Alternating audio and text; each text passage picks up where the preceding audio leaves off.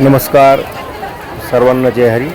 माझ्या उजव्या हाताला जी पाठीमागच्या बाजूला दिसते ही श्री संत ज्ञानेश्वर माऊली महाराज आळंदी यांची पालखी.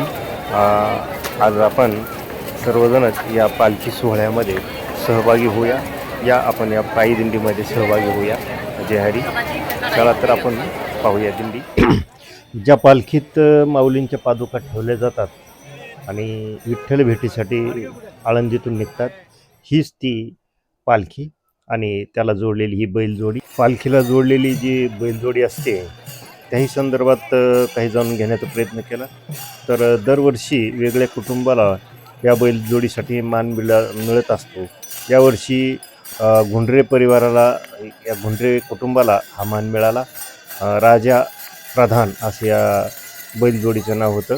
ही खिल्लार बैलजोडी त्यांनी शोधून काढली आणि ती बैलजोडीला अनेक दिवस त्यांनी सराव दिला, चांगला खुराक दिला आणि मोठ्या गर्दीतून या बैलांना गाडीला जुंपून किंवा जो रथ आता माऊलींचा आहे त्या रथाला जोडून गर्दीतही या बैलांना सराव दिला आणि त्यामुळे हे बैल अगदी मानसळून जातात आणि कुणालाही इजा पोहोचवत नाहीत.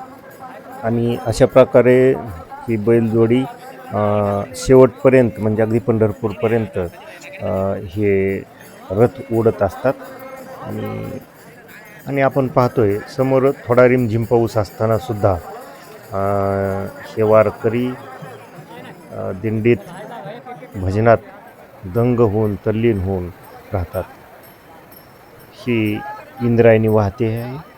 भरपूर पाऊस पडल्यामुळं इंद्रायणीला भरपूर पाणी आलेलं आहे आणि त्याच्या या पुलावरून अनेक भाविक उद्याच्याला होणाऱ्या प्रस्थानासाठी आज संध्याकाळीच्या ठिकाणी जमताना आपल्याला दिसत आहेत. आणि दिंड्या ह्यासाठी जमा होताना दिसत आहेत आणि ह्या दिंड्या नगर प्रदक्षिणा करताना आपल्याला पाहायला मिळतात. सकाळी लवकरच अशा प्रकारची माऊलींना आळंदीच्या बाहेर निघताना आपण पाहू शकतो. अनेक वारकरी या दिंडीसोबत चालत असतात आणि ही दिंडी ज्यावेळेस पुढे निघून जाते त्यावेळेस त्या रस्त्यावरची धूळ, माती काही भाविक जमवतात आणि तीच माऊलींच्या चरणाची धूळ समजून आपल्या कपाळी मोठ्या श्रद्धेने लावत असतात. या पालखी सोहळ्याची सुरुवात तशी तर 1296 झाली असंही इथले महाराज लोक सांगतात. त्यावेळी या पालखी सोहळ्यामध्ये स्वतः श्री संत ज्ञानेश्वर महाराज हे नेतृत्व करत होते. त्यांनीच ही दिंडी आळंदीपासून पंढरपूरपर्यंत काढली होती. ही परंपरा त्यांच्यासोबत त्यांचे वडील विठ्ठलपंतांनी सुरू केली होती. ही दिंडी पालखी जवळजवळ 22 ते 23 दिवस चालत असते. धार्मिक आणि सांस्कृतिकदृष्ट्या या दिंडीला खूप मोठं महत्त्व आहे. ज्ञानेश्वरांनी ज्ञानेश्वरी आणि पुढे संजीवन समाधी आळंदी येथे घेतली. वारकरी समाजाच्या किंवा वारकरी पंथामध्ये माऊलींना मोठं मानाचं स्थान आहे आणि त्यामुळेच हजारो दिंड्या या दिंडीसोबत चालण्यासाठी येत असतात. मानाच्या दिंड्या, नोंदणीकृत दिंड्या अशा मिळून हजारो दिंड्या या पालखीच्या सोबत पताका, टाळ, मृदुंगाच्या नादात माऊलींच्या पालखीच्या मागे आणि पुढे चालत असतात. या प्रत्येक दिंडीत हजारो भाविक असतात आणि अशा हजारो दिंड्या मिळून लाखोंच्या संख्येने ह्या भाविकांची संख्या होत असते. माऊलींचे स्वागत आणि निरोप द्यायला रस्त्याच्या दुतर्फा हजारो चाहते वारकरी हजर असतात.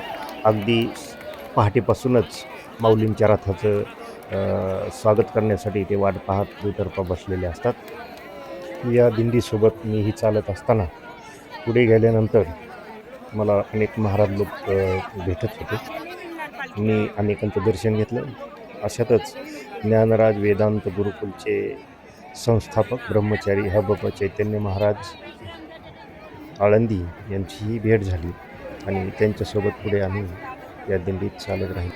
महाराजांसोबत चालत असताना महाराजांनी माऊलींविषयी खूप काही भरभरून सांगितलं आणि ते ऐकून आम्हाला खूप समाधान वाटलं.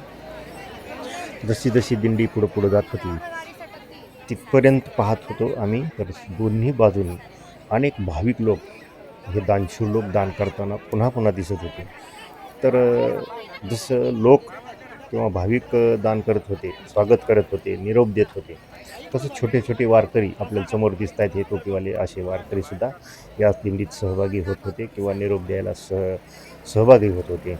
आणि एवढंच नाही तर वरून ढग आलेले आणि हे प्रसन्न असं वातावरण, वरुण राजासुद्धा अधूनमधून सरींचा शिडकाव करत माऊलींचा चरणस्पर्श करत आणि स्वागत करत होता, असंच म्हणावं लागेल.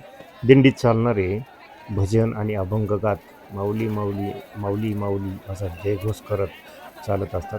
दिंडीत चालणाऱ्या प्रत्येकामध्ये माऊली असल्याचा भास इतरांना होत असतो, तर चालणाऱ्या प्रत्येकाला साक्षात माऊलींसोबत आपण या दिंडीमध्ये चालत आहोत असा भाव त्यांच्या मनामध्ये असतो. असा सजवलेला रथ पाहून असं मन प्रसन्न होतं, कारण तिथंच माऊलींचं दर्शन आणि अशा प्रसन्न वातावरणात दर्शन झाल्यानं माणसांचा पुढील आयुष्यातला काळही असाच सुखमय जातो, अशी लोकांची भावना आहे.